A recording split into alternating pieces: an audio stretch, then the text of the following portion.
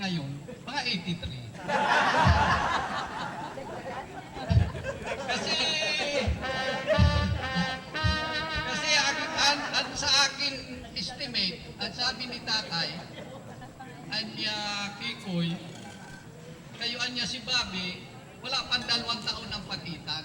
Ay sa October 25 na. Kaya sabi ko, si Bobby, 23 ngayon. Hindi 20, hindi 82. 83 ngayon.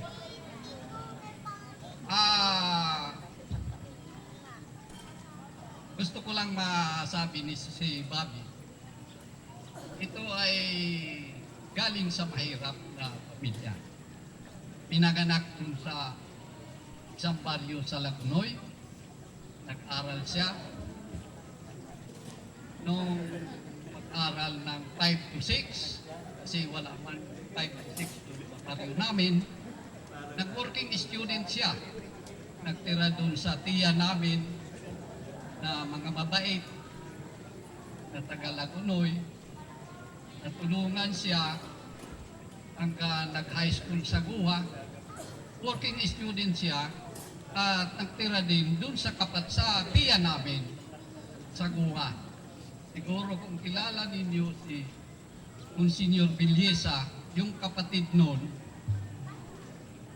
ay naging asawa nung pinsa namin. Siyang nagpaaral sa kanya. Pagkatapos ng high school, nagpunta ng Manila, working student din. Nagtrabaho siya sa isang dental school na janitor. At kung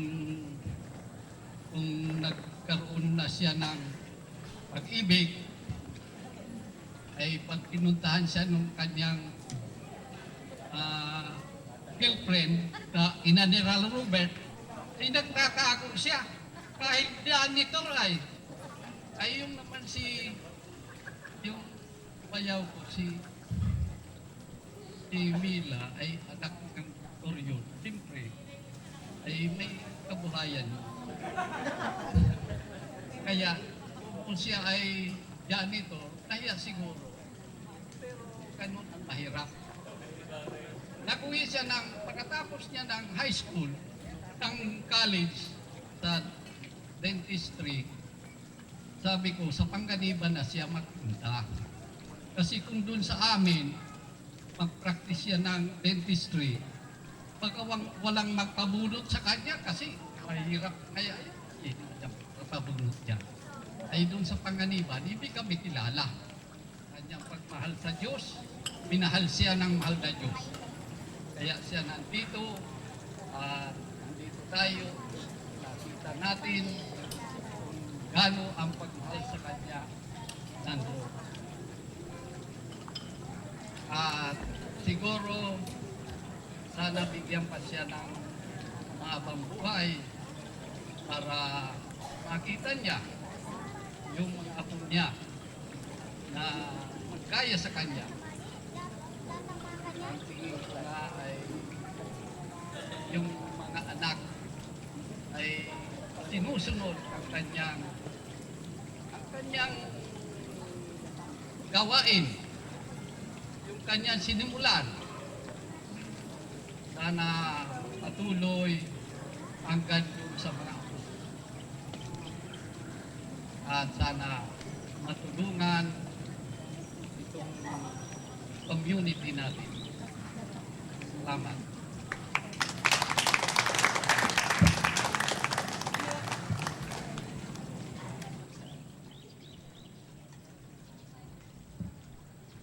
Hello. Maray na hapon. Masasabi ko lang sa tugang ko, nagpapasalamat akong maray.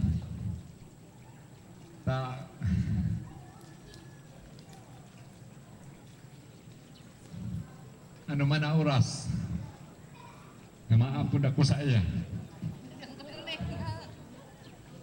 Terminado man sa ko. Ako lang nawalat duman sa sa baryo mi. Pero anytime. Ano man din. Babulos po.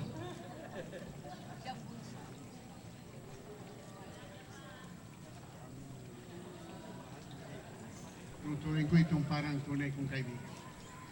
Kung tina akong maging apelyido'y Torres. Ano ba ninyo?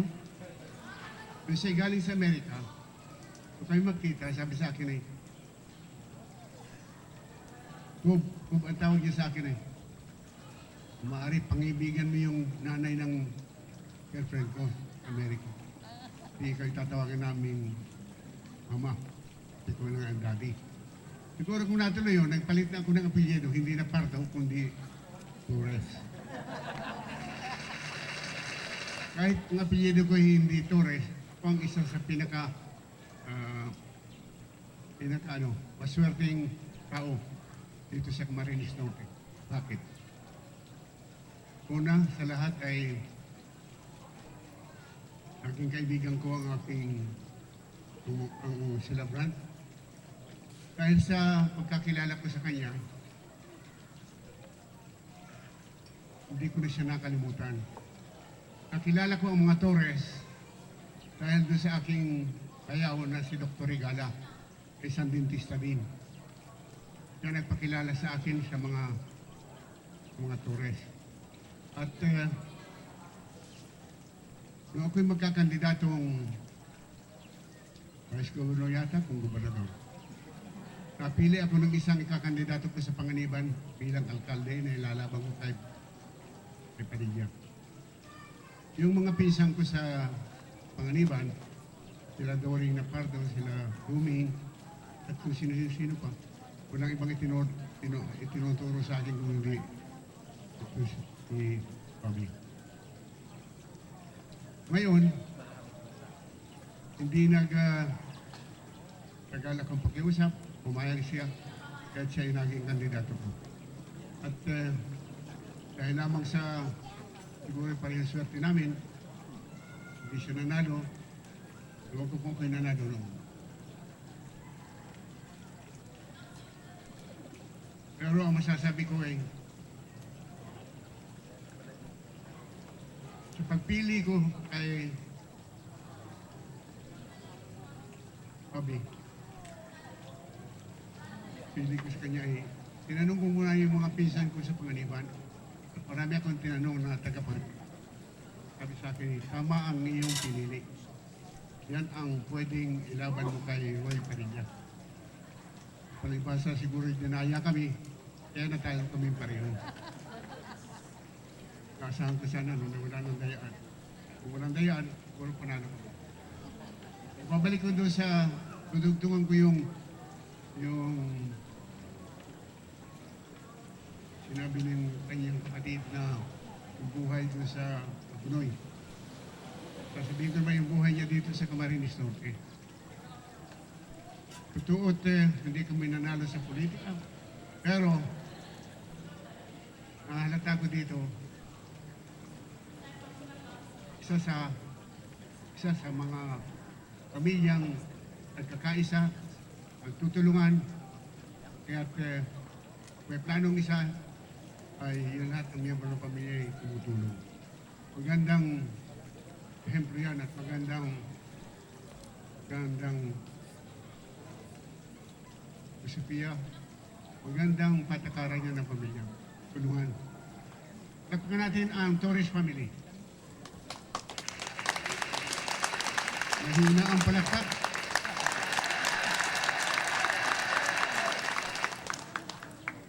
Sana kung natuloy yung aming plano, pupunta ko sa Amerika noon, ang tawag na niya sa akin ngayon ay daddy kung hindi tatay. Nahalata ko po sa paniniwalaan natin yung sinabi ng kanyang kapatid. Pagkatuwid ay took the effort at wise management ng Torres family. Ngayon, maswerte ako sapagkat ako'y hindi naman Torres ang apelyido. Hindi lamang yan ang nangyari. Nung kakasalin ng isang anak niya, kasi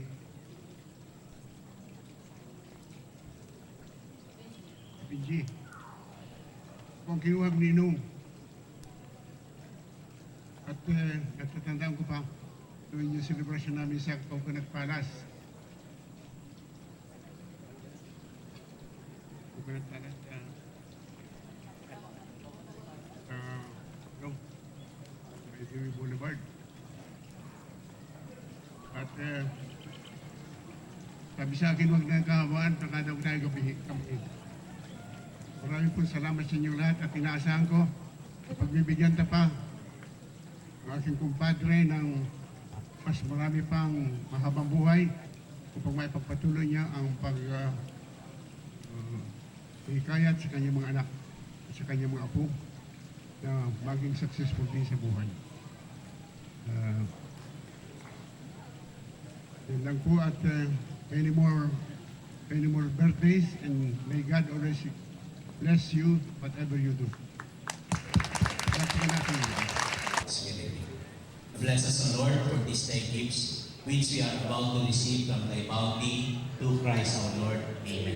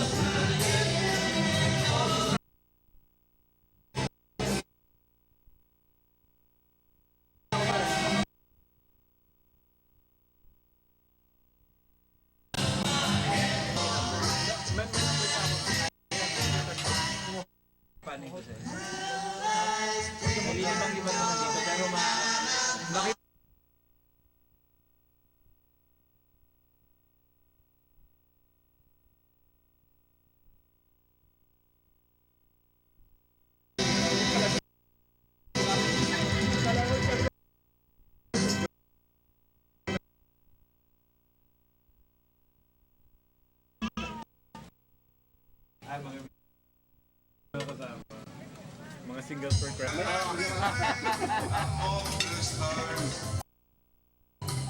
Let me see what spring is like on Jupiter and Mars. In other words, I worship Anak ng mga bro. Dito naman sa bahay. Ayan. Kaya kasama ka mga atin.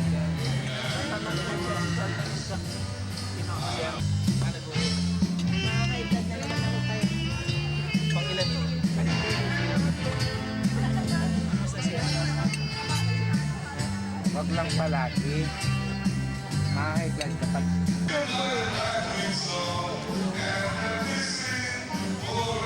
Happy birthday, tatay.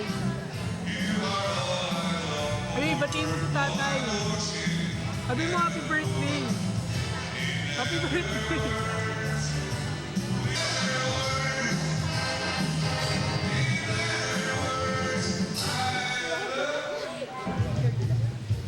Katakan ka. Sir. Sakot mo. Ano ba naglagay niya? Okay. Wala lang.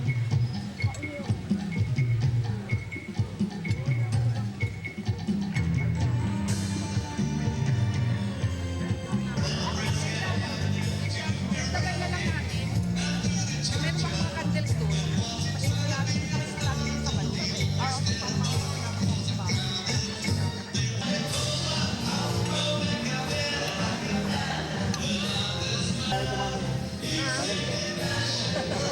Lalito ka daw.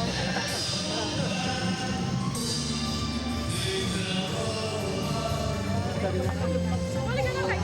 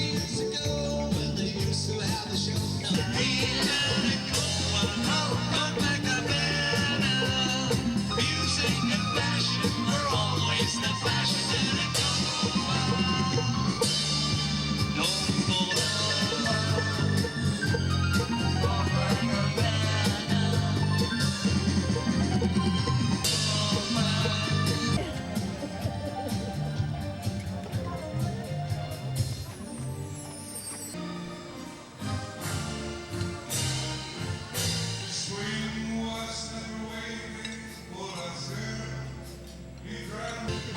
between the parted pages that were pressed in love's hand, we were dialed like a striped pair of pants.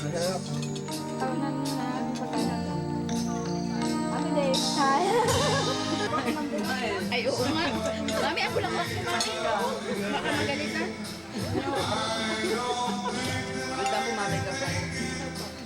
Sabi mo nang maglagay ng tubig at sabi ko tapos na ako. Balik ka na, Michelle. Hindi, babalik. Like the wind on the ground around you. Pero gusto ko ito.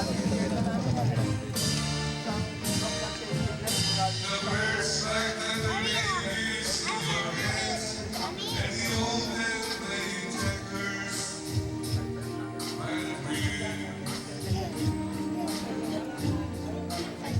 Blowing down, I wanna let the cake out in the rain.